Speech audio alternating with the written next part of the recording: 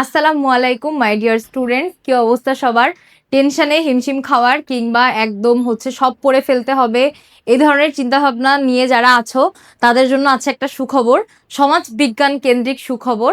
অর্থাৎ তোমরা যারা সমাজবিজ্ঞান নিয়ে টেনশন করছো, সমাজবিজ্ঞান সেকেন্ড পেপারটা নিয়ে মূলত টেনশন করছো, সমাজবিজ্ঞান সেকেন্ড পেপারের বেশ কিছু অধ্যায়কে তোমরা আমার কাছে অনেকবার বলেছো যে তোমাদের কাছে কঠিন লাগে, কিংবা কিছু চ্যাপ্টার আছে যেগুলোর ইনফরমেশন এত বেশি যে তোমরা বুঝতেই পারো না কোনটা রেখে কোনটা শুরু করবে, কিংবা কোন অধ্যায়ের কোন টপিক স্কিপ করা উচিত, কোন টপিকে অনেক বেশি এমফাসাইজ করা উচিত। এই জিনিসটা যারা বুঝে পারো না তাদের জন্য ব্লেসিং একটা ভিডিও হতে যাচ্ছে আজকে। তো একদম মনোযোগ নষ্ট না করে শেষ পর্যন্ত সাথে থাকো এবং দেখো তোমাদের জন্য অ্যাকচুয়ালি কি কি আছে। সমাজবিজ্ঞানের ক্ষেত্রে সব থেকে বেশি, অর্থাৎ সমাজবিজ্ঞান সেকেন্ড পেপারের ক্ষেত্রে সব থেকে বেশি গুরুত্ব দিবে যে দুইটা অধ্যায়, আমি জিজ্ঞেস করলে তোমাদের 100 জনের মধ্যে 90 জনই যে অ্যান্সারটা দিবে সেটা হচ্ছে তৃতীয় অধ্যায় এবং চতুর্থ অধ্যায়। হ্যাঁ, অবশ্যই আমাদের প্রত্নতত্ত্ব রিলেটেড যে অধ্যায় এবং আমাদের নৃগোষ্ঠী রিলেটেড যে অধ্যায়, এই দুইটা অধ্যায় কিন্তু আমাদের সমাজবিজ্ঞান দ্বিতীয় পত্রের একদম সেন্টার অধ্যায়। অর্থাৎ এই দুইটা অধ্যায় থেকে কিন্তু আমাদের ভুল হওয়ার পসিবিলিটি যেমন বেশি, এই দুইটা অধ্যায় আবার আমাদের মার্ক ক্যারি করার পসিবিলিটিও কিন্তু অনেক বেশি বাড়িয়ে দেয়। অর্থাৎ এই দুইটা অধ্যায় যেমন একটু ইনফরমেটিভ তেমনই একটু ট্রিকি, কিন্তু যত সুন্দর করে তুমি পড়তে পারবে, যত সুন্দর করে রিভাইজ দিতে পারবে, কিংবা যত সুন্দর করে তোমার টপিকগুলো গুছিয়ে নিতে পারবে, কোনো কনফিউশন থাকবে না, ততই কিন্তু এই অধ্যায়গুলো থেকে তোমার মার্ক গেইন করার পসিবিলিটি বেড়ে যাবে। চলো দেখি এই দুইটা অধ্যায় থেকে কোন টপিকগুলো আমরা সব থেকে বেশি গুরুত্ব দিব। ফার্স্ট অফ অল, আমরা যদি প্রত্নতাত্ত্বিক বিষয়ে গুরুত্ব দেই বা প্রত্নতাত্ত্বিক অধ্যায়ের দিকে যাই, সেক্ষেত্রে আমরা গুরুত্ব দিব কোথায়? অর্থাৎ প্রত্নতত্ত্বের যে উৎস সেখানে। মানে কি? মানে হলো প্রত্নতত্ত্ব কিভাবে আবিষ্কৃত হয়, আমরা কেন প্রত্নতত্ত্ব পড়বো বা এর উৎসটা কি, কবে প্রথম চালু হয়েছিল, এই রিলেটেড পড়াশোনা কবে চালু হয়েছিল, এই ধরনের কথাবার্তা। অর্থাৎ এই অধ্যায়ের যে তোমার বেসিক কথাবার্তা সেইগুলা। অর্থাৎ অধ্যায় বেসিকটা আমাদের কেন লাগবে, এই অধ্যায় থেকে আমরা যখন সিকিউ লিখবো সিকিউর অ্যান্সারটা যেন অনেক সুন্দর হয়, সেই জন্য কিন্তু আমাদের এই অধ্যায়ের বেসিকটা জানতে হবে। প্রত্নতত্ত্বের উৎস এবং এর শ্রেণী বিভাগ, এর যে তোমার প্রারম্ভিক যে বিষয়বস্তুগুলো আছে সেই জিনিসগুলো তোমার একটু সুন্দর করে জানতে হবে। জিনিসগুলো একদমই কঠিন না, এবং প্রত্নতত্ত্বের উৎসের জায়গাটা তো মোস্ট অফ দ্য তেমন ইনফরমেটিভও না। সো এই জিনিসগুলো একটু যদি তুমি মাথা ঠান্ডা করে দেখো, ইনশাল্লাহ মাথায় একদম গেঁথে যাবে। দ্বিতীয়ত আছে যুগ। অর্থাৎ এখানে আমরা দেখেছিলাম না আমাদের ওই যে প্রস্তর যুগ, প্রাচীন প্রস্তর যুগ, তাম্র প্রস্তর যুগ, লৌহ যুগ, ব্রোঞ্জ যুগ, এই যুগগুলা আমাদের কিন্তু একটু সুন্দর করে মাথায় রাখতে হবে যে কোন যুগে কোনটার বিস্তার বেশি হয়েছে। যেমন প্রাচীন প্রস্তর যুগে কি ছিল, তখন শুধু পাথরের ব্যবহার ছিল। এরপরে আসলো নব্য প্রস্তর যুগ, যখন আসলে মানুষ অর্থনৈতিকভাবে সক্ষম হলো, মানুষের যে বাজার রিলেটেড চিন্তা ভাবনা, বাজার রিলেটেড চিন্তা ভাবনা তারা করতে শিখলো, তখন তাদের হাতিয়ার ছিলই শুধুমাত্র পাথর। অর্থাৎ পাথর দিয়ে তারা যাবতীয় যেসব হাতিয়ার বলো বা যা তাদের দরকারি বিষয়বস্তু সবকিছু তারা তৈরি করতো কি দিয়ে? পাথর দিয়ে। এবং নব্যপ্রস্তর যুগে তারা মূলত আগুন জ্বালানো শিখেছিল, যে পাথরে পাথরে ঘষা দিয়ে।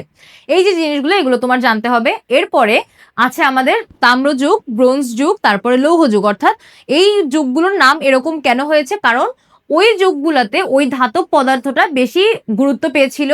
যখন লৌহ যুগ, তখন লোহার দিয়েই সমস্ত কিছু বানানো হতো। তারা হাতিয়ার বলো, তাদের যে যুদ্ধের সরঞ্জাম বলো, তাদের দৈনন্দিন ব্যবহারের যে জিনিসপত্রগুলো, এই প্রত্যেকটা জিনিসই তারা কি করতো? লোহা দিয়ে।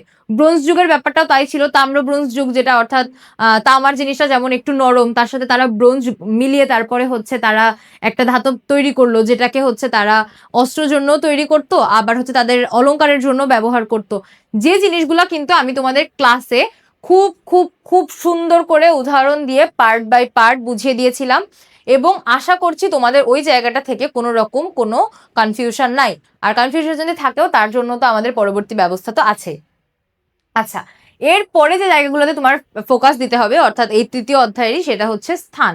কোন স্থানগুলো আমাদের দেশের যে প্রত্নতাত্ত্বিক নিদর্শনগুলো, অর্থাৎ যে পাহাড়পুর বা সোমপুর বিহার, তারপরে যে মহাস্থানগড়, ময়নামতি, এই যে জায়গাগুলা, এই জায়গাগুলা কিন্তু তোমার একটু গুরুত্ব সহকারে দেখতে হবে। এবং কোন জায়গার মাহাত্ম্য কি, কোন জায়গাটা আসলে বাংলাদেশের কোন জেলায় বা কোন বিভাগে অবস্থিত, কোন জায়গায় কিরকম ভাবে সমাজের প্রসারটা হয়েছিল, তাদের তখনকার ধর্মীয় কাঠামো, খাদ্যাভ্যাস বা কাদের দ্বারা পরিচালিত হইতো, এই ধরনের বেসিক যে জিনিসগুলো, সেই জিনিসগুলো কিন্তু তোমার মাথায় রাখতে হবে।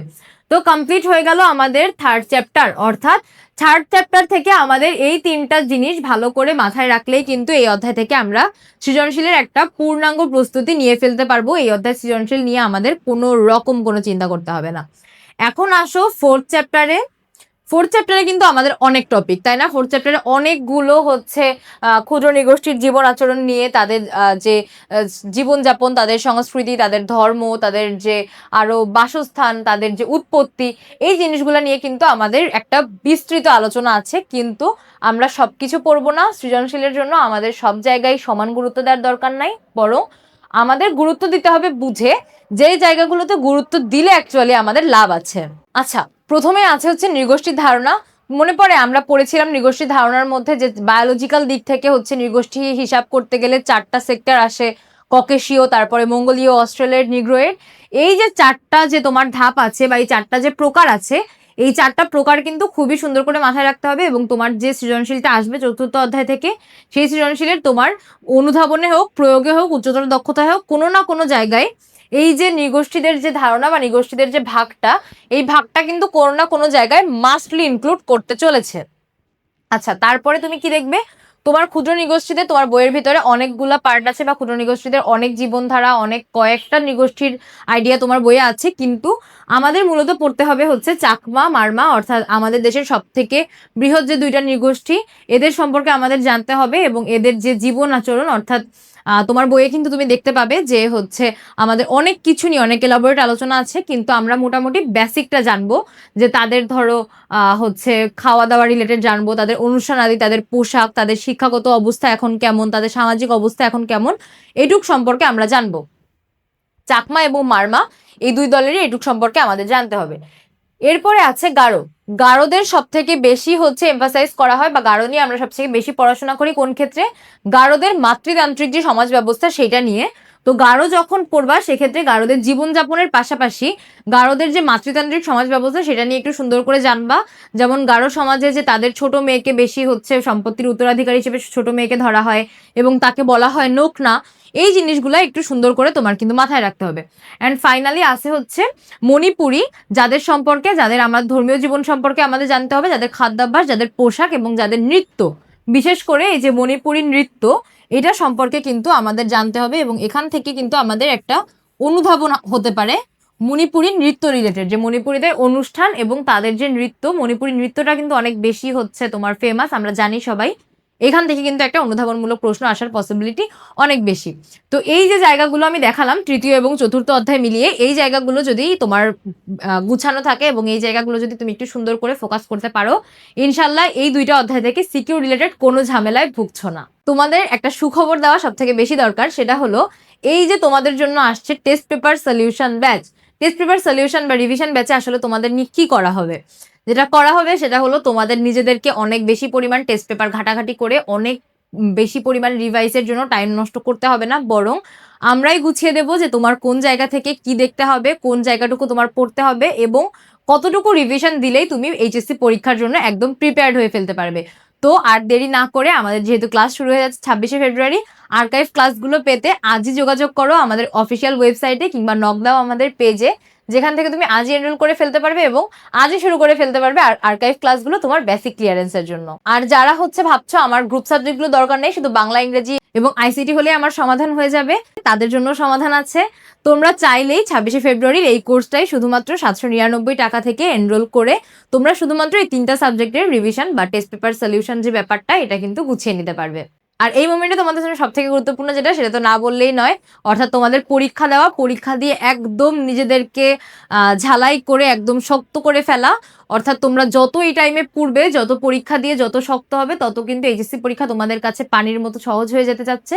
তো এই যে তোমাদের জন্য আছে 200টিরও বেশি এক্সাম একদম ফ্রিতে, না একদম ফ্রিতে না, তোমাদের জন্য এই পরীক্ষাগুলো অ্যারেঞ্জ করেছি আমরা তোমাদের দোয়া এবং ভালোবাসার বিপরীতে। অর্থাৎ তোমরা আমাদের দোয়া এবং ভালোবাসা দিবে, সেক্ষেত্রে তোমরা পাচ্ছ 248টি পরীক্ষা, যেগুলো দিয়ে পাশাপাশি তোমরা পাচ্ছ আরো কিছু পূর্ণাঙ্গ মডেল টেস্ট, এমসিকিউর মডেল টেস্ট, যেগুলো কিন্তু তোমাদের একদম প্রিপেয়ার করে ফেলবে তোমাদের এইচএসসি ফাইনালের জন্য। সায়েন্সের আর হচ্ছে কমার্সের বাচ্চাদেরও ভয় পাওয়ার কিংবা মন খারাপ করার কোনো কারণ নেই। তোমাদের জন্য এক্সাম ব্যাচও আছে, পাশাপাশি কিন্তু তোমাদের ফাইনাল রিভিশন অর্থাৎ টেস্ট পেপার সলিউশনের যে ব্যাপারটা, এটা কিন্তু তোমরাও পেয়ে যাচ্ছ। তো কেউই মন খারাপ না করে কিংবা কেউই কোনো রকম দুশ্চিন্তা টেনশনে না ভুগে সায়েন্স আর্টস কমার্স নির্বিশেষে সবাই এনরোল করে ফেলো। এমসিকিউ এবং সিকিউর জন্য একটা পূর্ণাঙ্গ রিভিশন প্লাস পূর্ণাঙ্গ যে সমাধান সেটি পেতে আমরা আছি সব সময় তোমার পাশে। একদম টেনশন, চিন্তা ভাবনা, ডিপ্রেশন সবকিছু মাথা থেকে বের করে দিয়ে আজই ভিজিট করো আইএডুকেশনের অফিসিয়াল ওয়েবসাইট কিংবা নক দাও আমাদের পেজে।